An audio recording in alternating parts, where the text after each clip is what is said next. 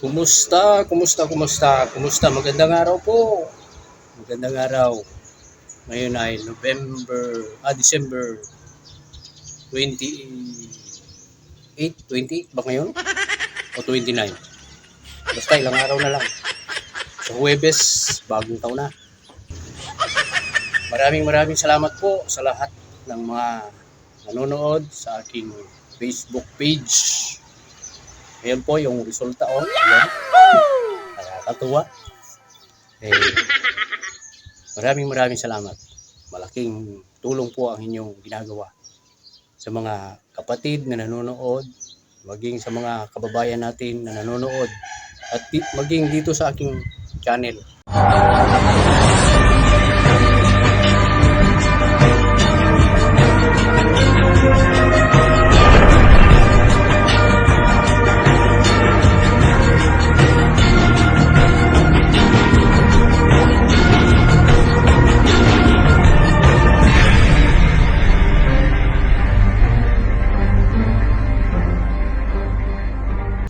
Yung mga nanonood po dito sa aking channel, ay maraming salamat. Kumusta na po kayo lahat? Magandang araw. Alam ko ninyo ay nakakalungkot na nakakatuwa yung pagtatanggol na ginagawa ng isang batang congressman. Trending na trending ngayon. Si Congressman Leandro Libiste, anak ni Senadora Loren Legarda. Nag-iisang anak. Yan lang. Wala nang ibang anak. Nag-iisang anak. Hanga ako sa kanyang katapangan. Buo ang loob. Subalit nakakaawa sapagkat nagigipit siya para bagang naiipit sa dalawang bato. Kung alin ang kanyang uunahin, yung pagmamahal sa bayan, sapagkat hindi po lingid sa ating kaalaman, hindi po lihim na talagang napakaraming pera ang kinukurakot. May mga ilang mga tao lamang ang nakikinabang sa pera ng bayan. Nagiging gahaman sila sa salapi. Kaya ibinunyag niya yung mga pangalan, yung Cabral Files. Subalit may mga nagsasabing huwag na daw niyang ituloy iyon sapagkat manganganib ang kanyang buhay. Sinabihan na rin daw siya ng kanyang mama na huwag nang ituloy yun. Siyempre nag-aalala yung nanay niya. Nag-iisa siyang anak. Dinala sa sinapunan ng 9 na buwan. Inaruga mula pagsilang, pagpapalaki hanggang ngayon makikita yung pagmamahal ng isang ina kay Senadora Loren Legarda. Talagang kasi hindi biro yung pinagdadaanan ng kanyang anak ngayon. Ito po, ipapakita ko po sa inyo ang ibang mga clips at maging yung ibang mga comment, yung ilan lang na mga comment. Ayan po, kinuha ko po yan sa aking page. Talagang bagamat may mga basher doon, pero ilan lang, mas marami yung pabor sa ginagawa niya patungkol sa Cabral Files. Mayroon pong interview sa kanya na kailangan ba niyang magdagdag ng seguridad o alin ba ang uunahin niya, yung kaligtasan niya o yung para sa bayan. Ito po, panoorin po natin. Sabi niya, mapapahiya lang sila kahit may plano sila na mawala siya. Mabigat sa loob yun. Ito po, panoorin natin. Congressman, kayo ho ba ay nakakatanggap na ng mga pagbabanta sa inyong buhay?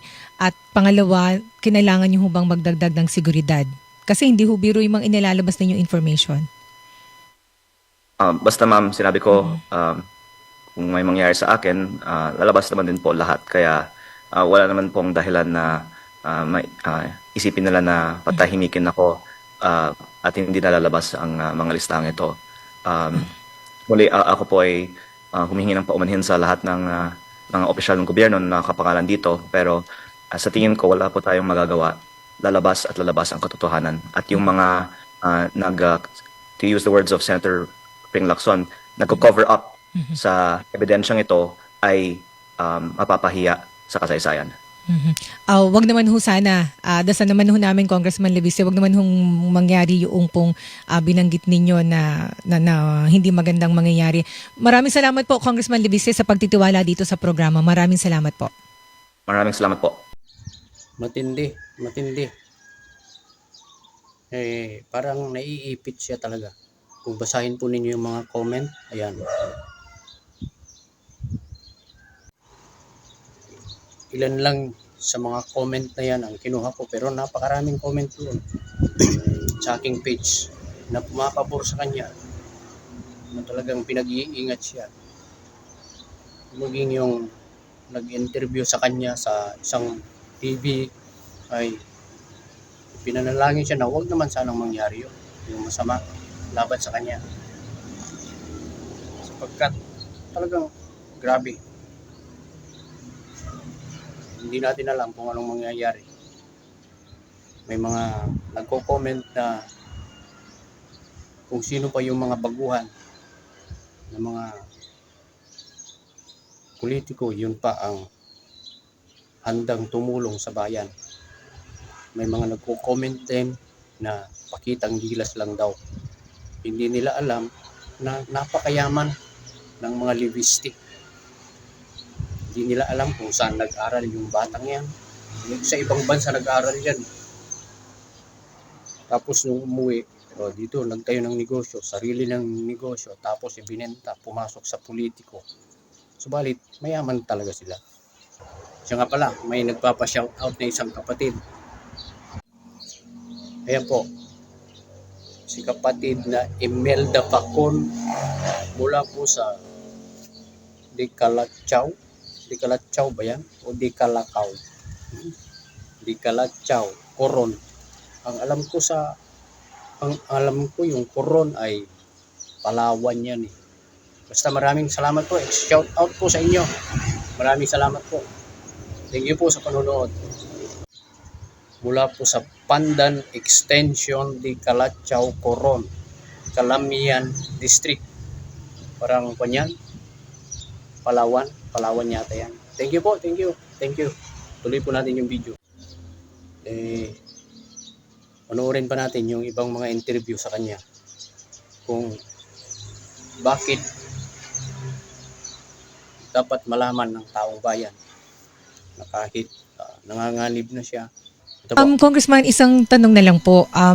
Bakit ho, ang basa ko sa inyo, parang emotional kayo? Bakit po? Kasi syempre po, lahat ng mga tao na nakapakalat dito, ayaw nilang lumabas ang mga pakalat ka. At sila din po yung mga kaibigan ng aking ina. Pero, gusto silang public malaman kung saan nagastos yung 3.5 trillion pesos sa DPWH. At nakakalungkot din na imbes na ilabas, mukhang pinagtatakpan pa. Kaya, sana si DPWH naman po at si Sec Vince Dizon ang maglabas nito. At hindi na lang hanapan sa akin na ilabas ko ang listang ito para si Sec Vince lang po ang maglabas. Walang question. At anyway, may kopya po ko. Kaya pwede ko pong i-corroborate kung ang inilabas niya ay buo at walang tinanggal na pangalan. Kung hindi niyo po mamasamain, Congressman Leviste, kasama ho ba sa dahilan na nagiging emotional kayo na yun nga nabanggit ho ninyo, kaibigan po na inyong ina ni Senator Loren Legarda yung iba, pwede ho bang malaman kung ano ang sinasabi sa inyo, anong ipinapayo? Dahil after all, syempre ho, nag-aalala ho siya sa inyo bilang nanay. Lahat na po ng ma-imagine ninyo ay sinabi na po sa akin o sa aking ina. Pero wag itabas ito. Mayroon ding ibang mga nagko-comment, sinasabihan siya na mauna na lang daw siyang magsalita. Sabihin na lang daw niya kung sino-sino yung mga pangalan na yun. Ganun lang ba yun basta-basta? Kahit high school lang ako ay naintindihan ko rin naman yung kaligtasan niya. Malalaking tao yung mga yun. Mayroon nga siyang binabanggit na SAP. SAP, sino ba yun? May mga nag-comment, yung SAP daw ay nasa Malacanang. Ewan ko lang kung totoo. Meron pang nag-comment, ayan o. Oh, basahin ninyo, kayo lang bahala dyan. Dapat ang maunang magsalita dyan, yung DPWH. Tapos yung mga nasa ombudsman. So suportahan na lang niya. Bagamat siya ay mayroong files.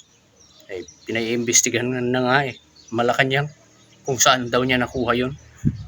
Itong katunayan panoorin natin balita.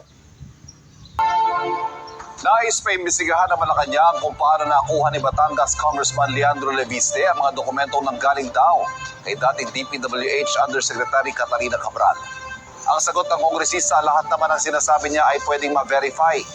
Isiniwalat naman ni Senador Ping Lacson na merong mga cabinet secretary na humingi umano ng allocable sa 2025 budget. Patay rin sa mga dokumentong mula kay Cabral. May unang balita si Mac Gonzalez. Isiniwalat ni Senate President Pro Tempore Ping Lacson na hindi bababa sa 5 cabinet secretary at ilang undersecretary ay may bilyong-bilyong pisong allocables at non-allocables sa 2025 budget base sa dokumentong hawak niya. Sabi ni Lacson, galing ito sa abogado. Grabe, maaawa ka na hahanga sa kanya katapangan. Pero may mga tao na talagang makikitid ang utak. Sinasabi na pakawala daw siya ni Duterte, tao daw siya ni Duterte, kung magkano na daw na kuha niya nung panahon ni Duterte. Ito, panoorin mo kung gaano na siya katagal bilang isang politiko, si Congressman Leviste. Ikaw na basher. Panahon ni Duterte, hindi pa yung politiko First term pa lang niyang maging politiko Ito, panoorin mo kung anong trabaho niya dati. Sa unang district, bata pa niya, nakakainggit. Okay, self-made billionaire, lumalaban ngayon sa korupsyon bilang isang kongresista sa unang distrito ng Batangas, Congressman Lean Leviste. Okay, handa ka na ba, Kong Lean, sa rest back sa politika? Sabi nila, kapag ikaw ay namuno sa pagpapalabas ng mga anomalya, imposibleng walang rest back sa'yo o ganti down the line. Yes, ma'am. Handa po ako. Ano ang sandata mo? What is your armor? Hindi ko naman po kasi linano na pumasok sa politika. Last year po, nasa negosyo ako at dahil naisip ko na mas makakatulong ako kung pumasok ako sa politika, sinubukan ko po itong first term ko. Pero kung maraming mga galit sa akin ngayon sa politika dahil nilalabanan ko po ang mga kickbacks at may magiging backlash sa mga binubunyag ko, then I think that I can leave this job anytime. You can leave the job anytime. Napanood mo? Napanood mo ba? Nakita mo? Narinig mo? First term niya. First term. Gaano katagal ang isang term? Ilang taon? 3. First term pa lang niya. Ibig sabihin, wala pa siyang 3 taon. Panahon ni Duterte, hindi pa yung politiko. Negosyante siya noon. Mga ob-ob. Comment ng comment. Pero sige lang. Gamitin niyo yung inyong mga karapatan. Mag-comment, manood. May karapatan kayo lahat yan. Bueno, maraming salamat po. So, ayun. Maraming salamat po. Muli, mag-iingat po tayo lahat. Advance Happy New Year.